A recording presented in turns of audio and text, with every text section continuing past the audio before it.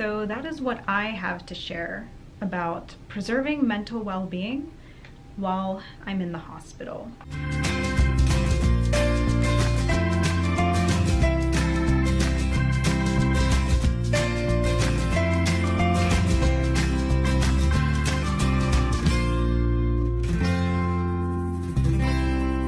Good Saturday morning, everyone. Just received some medication. Thankful to be having some symptom relief, especially with that IV Tylenol for the pain. So I am taking advantage. It is the weekend and things tend to slow down in the hospital on the weekend, which some people may say is a bad thing, but for me personally, I think it is a good thing because I really get to rest. There is no testing or procedures or surgeries, and there's not as many doctors coming in and out of the room. Great opportunity to recuperate because last week was really busy, and then I can rest up for whatever this coming week holds. But I did want to talk to y'all about mental health and being in the hospital. You know, it's no secret that being inpatient can be very demanding, not just physically, but emotionally as well. And how a person copes will differ from one warrior to the next, but this is my personal take on it. So on a regular day-to-day basis, I don't struggle all that much with anxiety. However, that changes when I have to come to the hospital.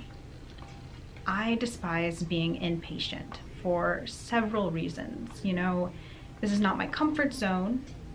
I'm not home. I never know how long I'm going to have to stay here. I feel like I'm not in control. I have to relinquish control of my care to the staff, to the nurses, to my doctors. And don't get me wrong, I love and I trust my doctors. I love the nurses here, but it's still a certain amount of control I have to let go of, which makes me antsy because I'm a kind of person who likes to be in control. One aspect that kind of goes with feeling like you have no control is not knowing what's going to happen.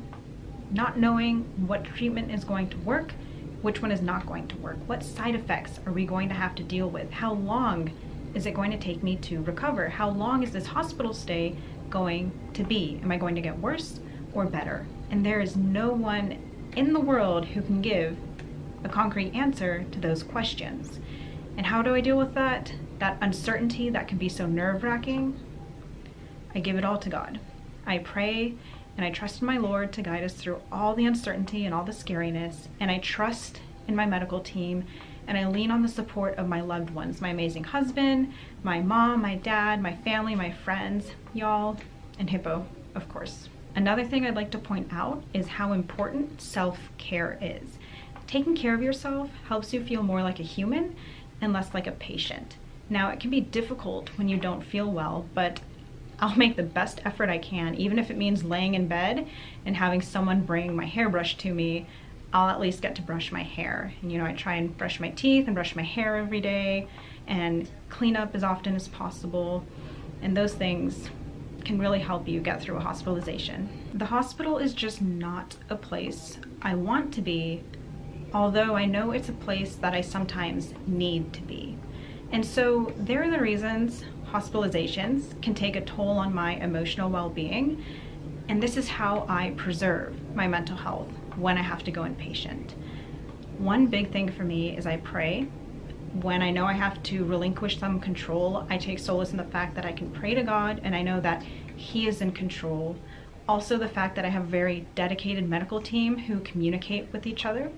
I love the fact that all of the doctors who see me here in the hospital are also my doctors I see outpatient. So I'm not starting over with a new team. They already know me and my history, and they all communicate with each other, and it just makes the process much smoother and I feel much more comfortable.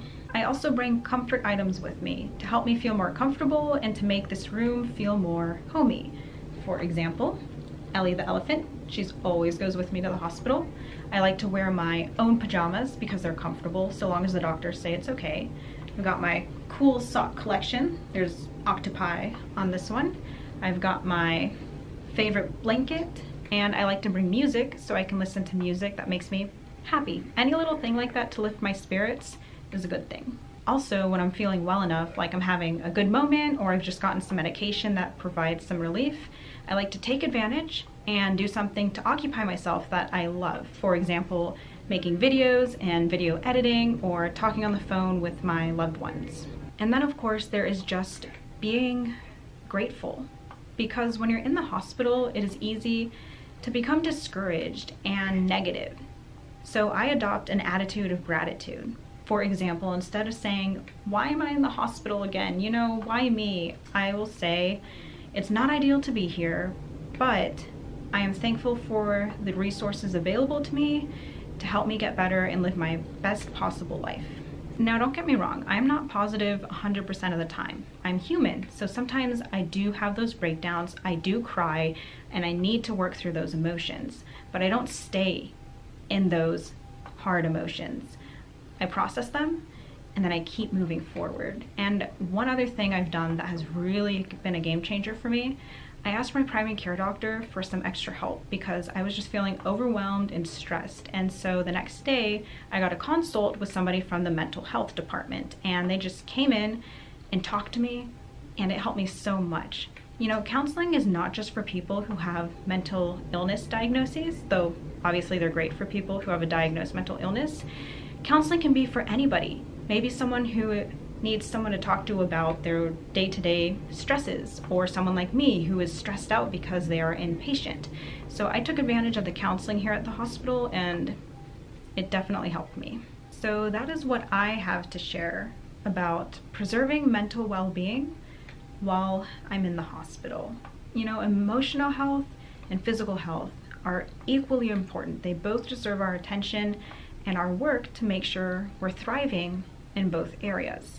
If y'all have any tips and tricks for getting through hard times, please put them in the comments. I think that sharing our experiences is a great way to connect and to help build each other up.